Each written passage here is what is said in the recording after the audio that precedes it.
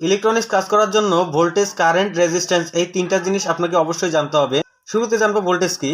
Voltage হচ্ছে, ধরেন একটা পানির ট্যাঙ্ক আপনি যত উপরে রাখবেন তত কিন্তু এটার মধ্যে একটা চাপ তৈরি হবে বা একটা প্রেশার তৈরি হবে। ওই প্রেশারটাকে আমরা ইলেকট্রনিক্সের মধ্যে আমরা ভোল্টেজ হিসেবে জেনে থাকি। দ্বিতীয়ত জানবো কারেন্ট কি। কারেন্ট হচ্ছে ওই যে সেম পানির যে ট্যাঙ্কটা রয়েছে ওই ট্যাঙ্কের মধ্যে থেকে যে পানিটা নামছে ওই পানিটাই আমরা কারেন্ট হিসেবে ধরছি। শেষমেশ জানবো রেজিস্ট্যান্স কি। রেজিস্ট্যান্স হচ্ছে যে বাধা। এখন ওই সেম যে পানির ট্যাঙ্কটা রয়েছে ওই ট্যাঙ্ক থেকে চাপের মাধ্যমে যে পানিটা বের হচ্ছে এই পানিটাকেই আমরা কন্ট্রোল করার জন্য, ধরেন এই পানিটাকে আমরা একটু কমাবো বা একটু বাড়াবো, এটাকেই রেজিস্ট্যান্স হিসেবে আমরা ইলেকট্রনিক্সে ধরে থাকি।